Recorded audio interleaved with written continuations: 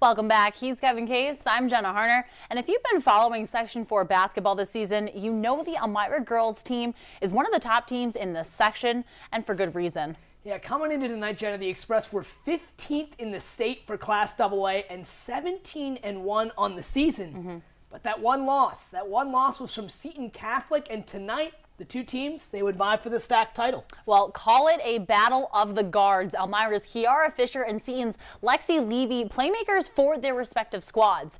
The Express led big in the first quarter, but continued to hold in the second. Zaria Thomas beats Hannah Strawn here to the hoop for two. The Express are up 25-24. And then Kiara Fisher doing what she does best. Check this out. She takes the ball to the hoop, splits two defenders, somehow gets it to fall. Elmira was up by 3, and the Saints, they found a 2-point lead a little while later, but Fisher to the hoop by herself again. That cut Seton's lead just to 1, but the third quarter belonged to the Saints. Lexi Levy here with the one-arm pass. Ball gets kicked out to Hannah Strawn for the wide-open 3. Seton was up 45-39, and then just a play later, Strawn taking it up the court, gives it out to Levy. She's a George Washington University commit, and for a good reason, sizes that shot up. Seton, they took the 8-point lead late in the third. Elmira was looking for an answer here. The 3 isn't quite there, and it's a fast break for Seton. Murphy Fauci coast to coast with the layup. Seton Catholic Saints are the 2017 stack champions with a 72-57 win over the Express. All right, taking a look at some scores in other girls' games tonight. Notre Dame blows out Newark Valley 56-25. Athens wins big over Williamson 61-26.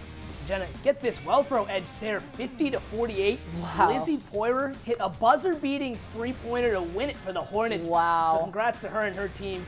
And lastly, there, Odessa Montour, they squeaked past Dryden 54-51. So it was time for the boys stack final between Ithaca and Binghamton. Kevin, I wanted to join this dance circle. We got to work on that. We got to work on that. It was back and forth in the beginning. Binghamton working it around. Tyshawn High taking this one himself. He gets the lucky spin. Binghamton led by 1 early, but the Little Red are deadly in transition. Max Milton, the no-look pass to Jordani Cuevas Marte for 3. Ithaca, they held the 9-7 lead, but there were lots of lead changes in the first. Jaquan Pinkney with a wide-open 3. He sinks it calm, coolly, and collectively. Patriots led again, but don't sleep on Jordan Ayers. Gets the steal and jams home the one-handed slam. There it is. The crowd went nuts, and Ithaca was up by 3. And then again in the transition game, Milton lobs it to Zach Peacock, who drops it on home. And Ithaca, they were up by 3 once again. And then you're sensing a theme here. Milton moving it down the court, crosses it over to Abe Phelan for 2. Ithaca continues to roll in the section. The Little Red win their first stack title in 45 years, defeating Binghamton 81-69. 45 years. Wow. Fantastic. Congratulations to them. Expect more to come out of them, too, in the sectional tournament. And in other boys games this evening, the Elmira Notre Dame boys beat Newark Valley 46-37. And with this win, the Crusaders force a playoff game with Waverly for the IAC South title. That game will be played Monday at 6 at Elmira Notre Dame. Elsewhere, Odessa Montour cruised past Candor 62-48, and Waverly walloped Shenago Forks 85-54. And Kevin, Hunter Bodine for the Wolverines scored a school record 45 points. 45 of 85 total scores. So more than half the team's points. More than half the team's points. And a Section 4 record 11 three-pointers in the win. Some crazy performances tonight. All right, well, time to hit the ice now. Jenna, the EC men were hosting Newman University this evening. This is the game I was at. First period, Mitch Atkins gets taken down like he's some sort of professional wrestler. So ensuing power play, Atkins finds Spencer McLean for the easy finish there in front. Yeah, watch that again, a little bit slower. Talk about tic-tac-toe.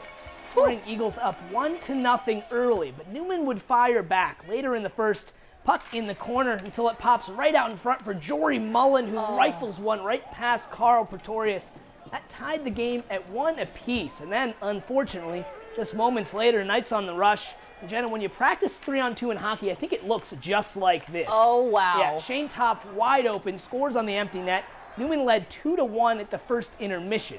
Second period now, more pressure from the Knights. EC turns it over, and Topf dings the crossbar on the breakaway here. Oh. A little bit lucky there for EC. Then a Yeah. little later in the period, Carl Pretorius standing on his head to keep the Soaring Eagles in it. Wow. Check the save on Liam Board right in front. Pretorius finished with 29 saves, but EC falls to Newman 5-1.